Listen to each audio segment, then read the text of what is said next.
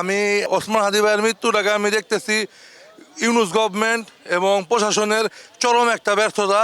এরা তাদের মনে করেন যদি লজ্জা থাকতো, তারা যদি পুরুষ হইতো, আসিফ নজরুল আর ওই যে স্বরাষ্ট্র উপদেষ্টার নাম কি জাহাঙ্গীর, এরা হয়তো স্বেচ্ছায় পদত্যাগ করতো, নাহলে হাতে চুরি বিন্দা বাথের বিন্দা হাতে তালি দিত মতো।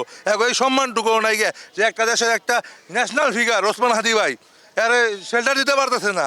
আর এখানে আসছি কারণ আমি ভারত বিদ্বেষী। আমি ভারতের সাথে কখন একত্রতা বোধ প্রকাশ করব, যখন আমি 60% ভোট দিতেছি, ভারত 40% ভোট দিতেছে।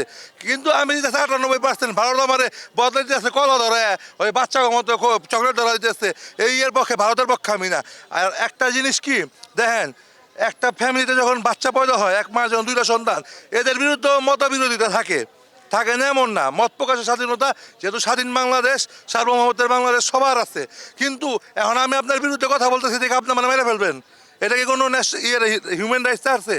আমার জানা মতে নাই। কিন্তু বাংলাদেশ আগামীতে যেই সরকার গঠন করব, বিএনপি করুক, এনসিপি করুক, জামাত করুক, যেই করুক, এটা মাথায় রাখতে হবে যে ভারতের আধিপত্য বাংলার মাটিতে হবে না।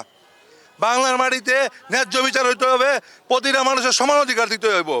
শুধু গায়ে হাদি ভাই কেন, আপনি হাদি ভাইরে হলো একটা মতো শেল্টার দিতে পারতেছেন না। 30 বছর 32 বছরের একটা ছেলে আপনাকে ভারতের মতো একটা দেশের মাথা নষ্ট করে ফেলাইছে, যে ওরা মেরে ফেলতো এটা আপনাকে। তাহলে আপনারা ন্যাশনাল তারেক রহমান যখন আসবেন, এরা শেল্টার কেমনে দিবেন আপনারা? আপনারা তো ব্যর্থ হয় যে পুলিশ আড়া রয়েছে। এই দেখেন এগারোকে চুরি পরে, এদেরকে চুরি পরে বাসে উড়া নিয়ে যাবো মতো, এদের ভালো কাজ করবো। আর আপনারা যদি না নিতে পারেন দায়িত্ব, তাহলে তরুণকে বুঝা দেন।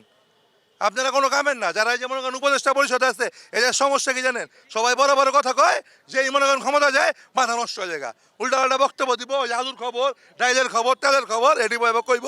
আর মনে করেন জনগণের পক্ষে বানাইব ডাইরেক্ট কথা। সে এখন মনে করেন সুশীল ভাষা করে তো আন্দোলনের রাজপথই হয় না। একটা খালি কথা পাইছে যে প্রতিহত করবো।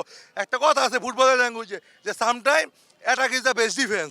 প্রতিহত করতে করতে তার জীবন মনে করেন আপনার ফাঁদ দাঁড়াইলাম, হাতি বাড়াইলাম, এরপর কাশির আছে কে জানে। তো প্রতিশোধেরই করতে হইব যে ভারত আমাকে একটা মারতে, 5টা মারতে, আমরা 5টা মারতাম, আমরা একটা মেরে দেবো।